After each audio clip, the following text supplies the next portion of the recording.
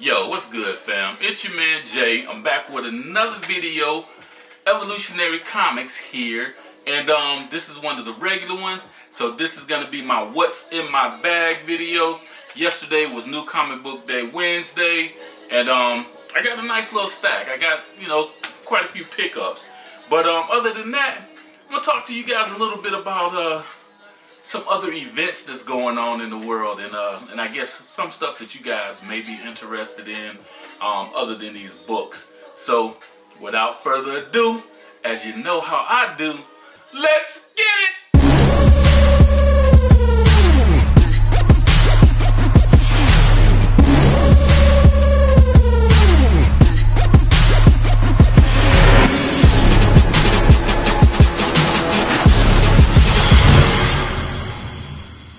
Alright, so like I say, it's my New Comic Book Wednesday What's in My Bag video.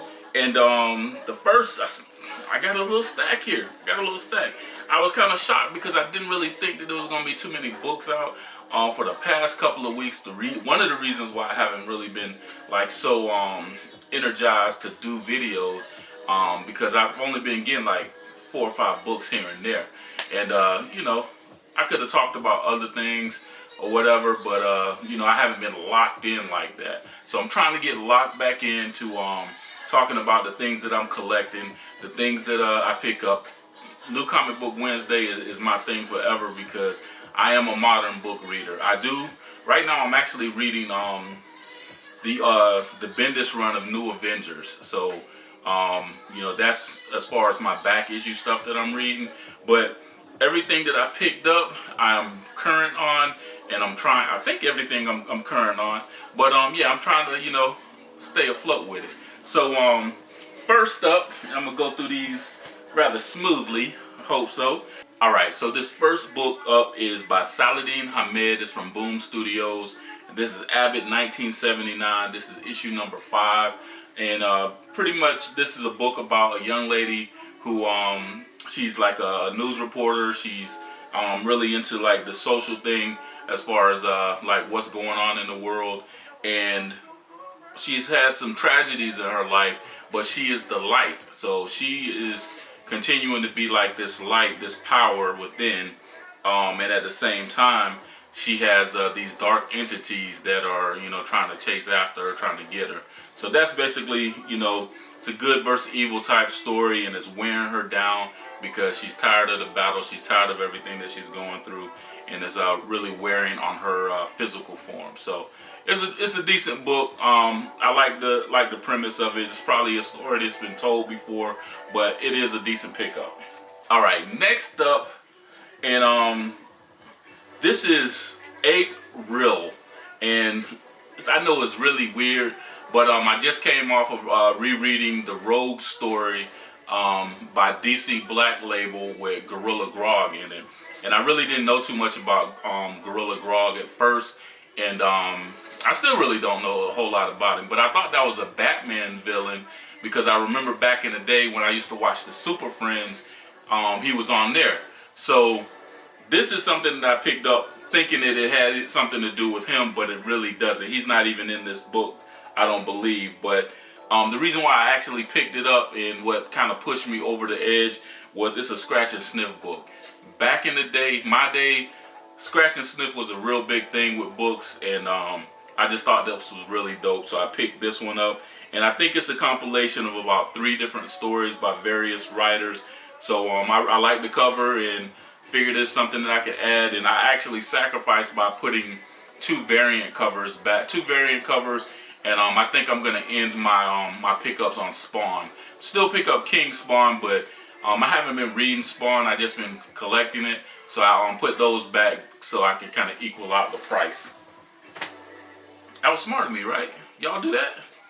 Sometimes sometimes we get in a pattern of we pick up certain books, and we've been picking up those books for so long that whether we're reading it or not, it's just part of our pull list. With this economy, sometimes you got to trim your pull list down and pick up what you're reading. And if you're not really reading, even though I love Spawn and I love I'm gonna eventually read those books, I'm just not gonna read them right now. So there's no sense in me holding on and keeping it in my pull list and making my pull list price go up higher. but nevertheless. All right, so this is Spider-Boy number 5 by Dan Slott, and Spider-Boy is in trouble, and as you see, he got boot to head. I don't know if you remember, but how Spider-Boy got his powers, but back in the beginning, in the first issue, I believe, this character who has the foot on his head, the elephant character, is one of his friends and somebody who was in the lab when he was created. So I'm anxious to read this one. I haven't read this issue yet. I'm caught up with 1 through 4, but this is a really good book if you got like some young kids or teenagers.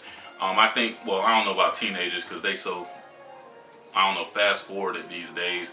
But as far as young kids, I think Bailey is actually 8 years old.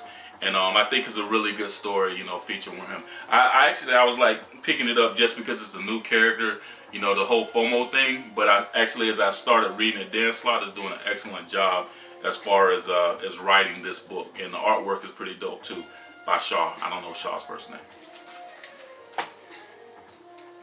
All right, next up is Vengeance of Moon Knight number 3. And yeah, so Moon Knight is still like I'm not sure who. Well, I don't think anybody knows who Moon Knight is. Like in the last run of Moon Knight, actually, you know, the 3 personalities of Moon Knight that they were killed. So that Moon Knight was dead, and this is like a resurrected one.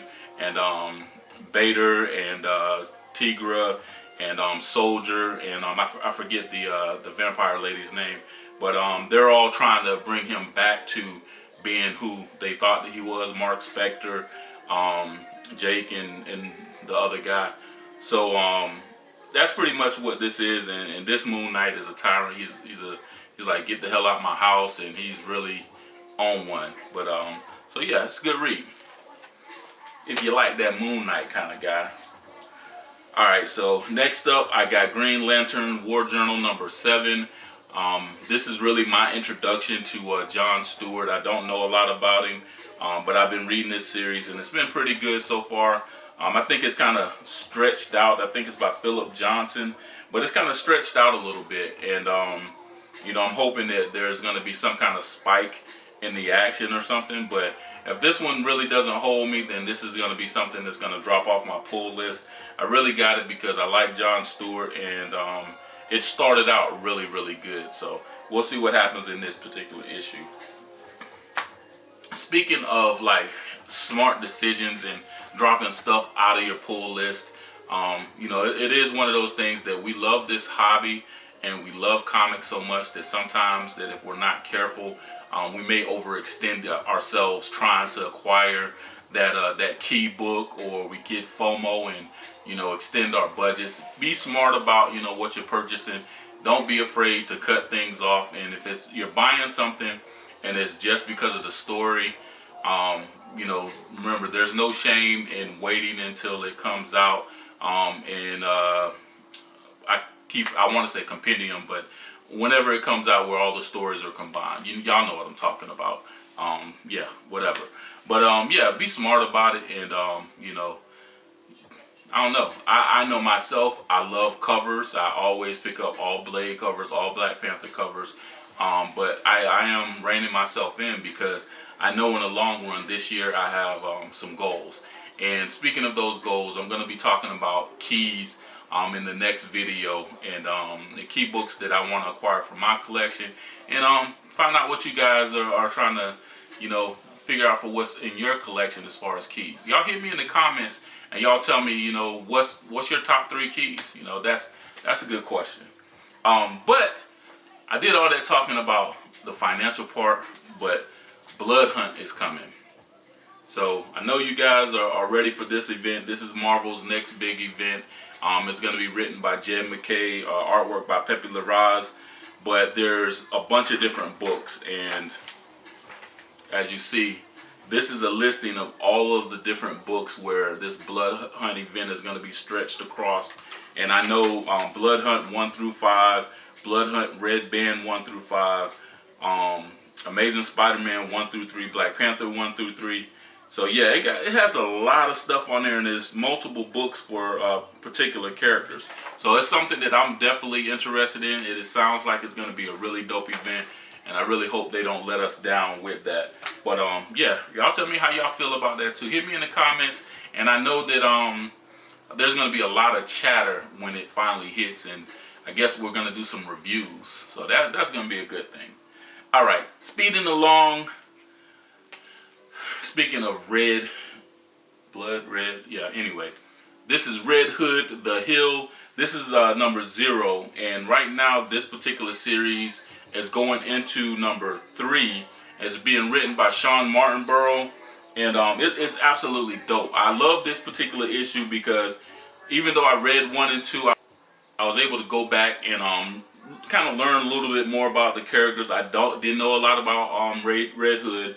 I definitely didn't know about Strike, but if you watch my last video, you see where I picked up the first appearance of Strike. She's a dope sister, and I thought that it would be really cool to have her first appearance. And this book was dope. And the artwork in these books, it says Atkins, but I know Sanford Green is doing it on the regular series. That's what really attracted me to it. And I guess Atkins and Sanford Green, they're a little similar, but you know, at first I couldn't tell, but there's some differences, and I like the artwork in both of them. Sanford Green's one of my favorite artists, so yeah, that's how I got onto this. Anybody else reading this? Hit me in the comments.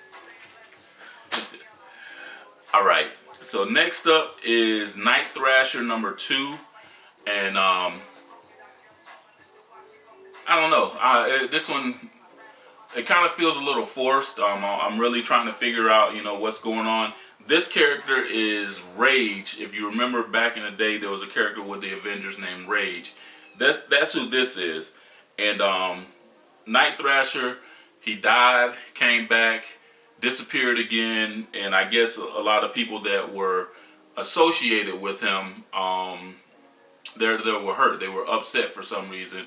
Other than him being dead, you know, but they seem like they're angry with him. So that's Rage's problem, is, you know, he has some issues, but this is, like I say, it does seem a little forced. I'm really trying to, you know, feel the story out to see if it's something that I want to hang on to.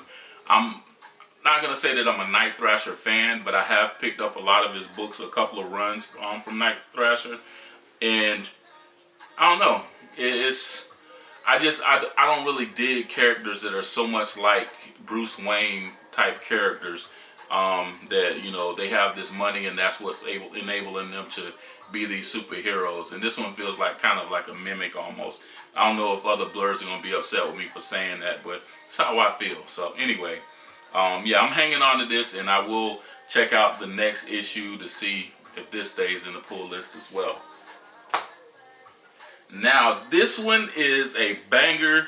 I don't care what nobody say. This is one of the dopest stories that's in comics right now. And if you watch my other videos, you'll hear me talk about it. But this is Beneath the Trees Where Nobody Sees. And it is a Bernstein Bears meets Dexter type thriller. And it's serial killers going on. And it's really dope. But in this book, the main character is Sam, who's a bear. And she is a serial killer, but she's a cool, relaxed kind of serial killer. So along comes this other serial killer who is out doing things without morals, because like I always say, you got to have a code, and disrupts the flow. And it has things in an uproar in the city that Sam lives in. Sam, by the way, goes to other places to do her killing, and then comes back to her quiet little town and does her, you know, her regular living. But anyway, this other serial killer pops up, and Sam is trying to figure out who it is. But this other serial killer has a connection to Sam and kind of turns the tables. So this is a really dope book. If you haven't been reading it, you definitely need to jump on it.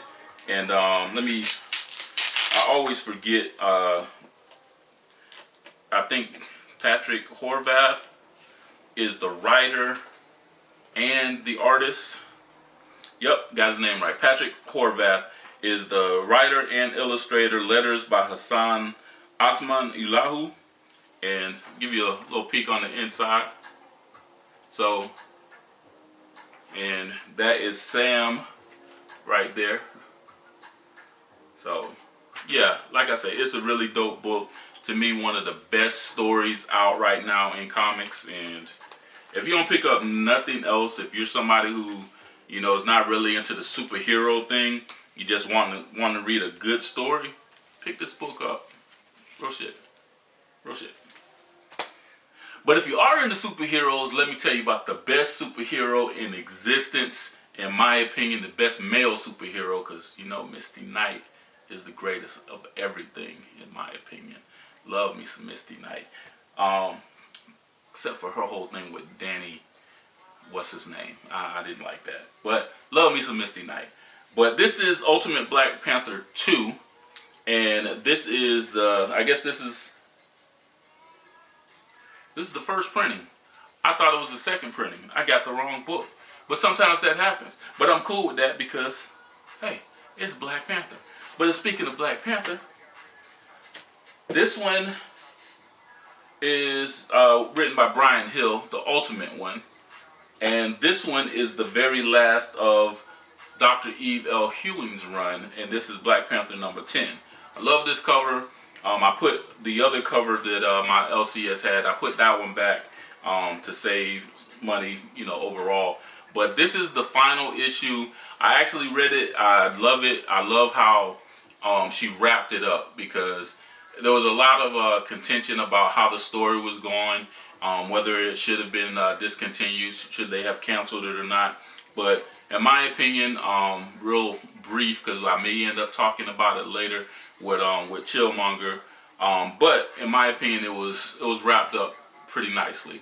I like the way it kind of came to an end. It introduced something new, and it kind of talked about something old, and it gave a reflection and some direction to the future of T'Challa in the regular 616 universe. So yeah, the Ultimate is in the Ultimate universe. This one is a 616. But yeah, I dug it. I kind of like this book, and it was a good little wrap up. So yeah, that's all I'm gonna say about it for now. Pick it up. Speaking of another great hero that's being discontinued prematurely, in my opinion, this book is also written by Brian Hill, and this is Blade number 9. And he's wrapping it up good. This isn't the last issue. There's one more. It's gonna go to 10. I remember the days where, you know, runs would go on forever. I know some writers, they were given free reign to write 30, 40 books of, you know, something that nobody really wanted to read. But now all of a sudden, with these black characters, they're cutting them off at the knees. But Brian Hill's done a great job, just like I felt like Dr. Eve Ewing was doing a good job. I think for her to be introduced to that book, I think she did a lot of good, and I don't think she's getting enough credit for her writing for that book. You know, introducing Burning T'Chaka and everything within that city, and the way she built that city. I personally love that. So shout out to her, and yeah, it's nothing but love as far as I'm concerned for that particular run. But yeah, this is a good one. He's finally about to face the Dana, and he's finding different ways. Dracula was supposed to give him some kind of power boost. I didn't see that evident as far as how it progresses the story after Dracula did his thing or gave him his teaching, and then he's gone on. But Blade has always been a badass, so never count Blade out. And yeah, he about to wrap this one up real nice. Got this cover, and like I say, some books I just got to get multiples, and I got this one. And this is the variant. I couldn't tell you who actually did this variant cover. I'll peek real quick and see if it's on the back, and if it's not, and it's not, let's see.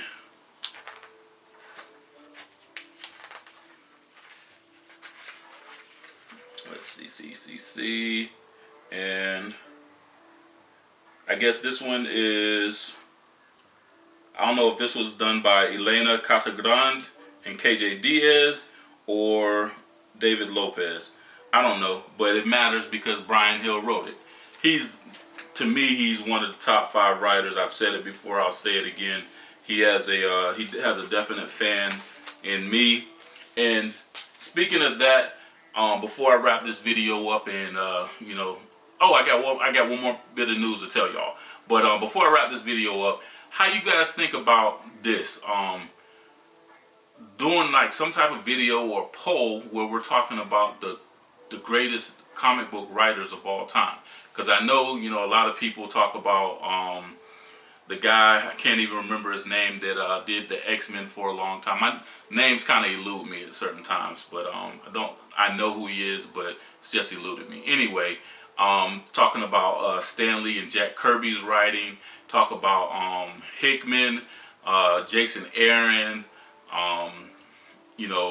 a lot of different writers. I would throw Christopher Priest in there with the work that he did on Black Panther, Reginald Hudlin as well.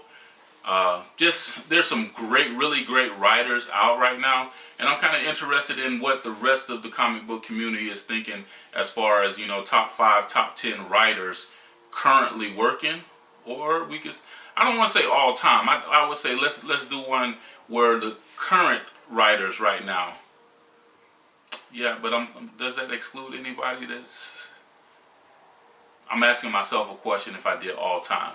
So anyway, we'll just say a top 10 to you writers. And everybody hears writers in a different way, reads writers in a different way. So everybody's list isn't going to be the same, and there's no right or wrong to it because it's everybody's personal opinion.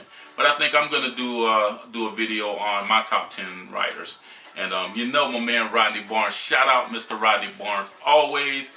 He's gonna be in that number as well. But where is he gonna rank in the totality of it all? We'll see. Anyway, that's what I picked up. That's what's in my bag. The little bit of news that I have is, as you guys know, I used to be a CGC grader, and I guess the world now knows that CGC is now offering the signature services. So basically, not like the regular signature, but where they are they're verifying the signatures. I forgot. I want to say the JSA system or whatever. But there's a system where, just like how you can go to CBCS and you can get a signature verified to have your book actually verified with a signature. Well, I'm saying that too many times, but y'all know what the hell I'm talking about. But anyway, CGC is going to be doing the same thing, to where if you have a book that's autographed by, say, a great Rodney Barnes, and he did it in person, and you didn't have somebody there to witness it, a CGC representative to witness it, then you're not going to get that yellow label, which everybody is after. With this particular system, you can still send it in, and what they will do is they will use this program that has millions of signatures in it, and they can verify that signature is who it says it is and who you say it is. And once that's done, then you can get your yellow label. So they're going to have more specifics on that and a news release and a press release coming up soon, but they did announce that as of yesterday. So that's a little bit of CGC news if you haven't heard that. Another little tidbit of news before I get out of here is that Netflix is doing a cartoon of the Good Times. And I know you guys, if you're old enough, you remember the Good Times from the 70s and 80s. And that was one of the greatest black shows in existence. And so Netflix is doing a remix on it. Don't know how I feel about it yet, because they got Florida Evans with blonde hair. And I don't know what kind of reboot they did. So the jury's out, but that's going to be out next month. So y'all check that out, and we'll talk about it. Anyway, this is your man Jay. This is Evolutionary Comics. Continue to evolve, and we out. Peace.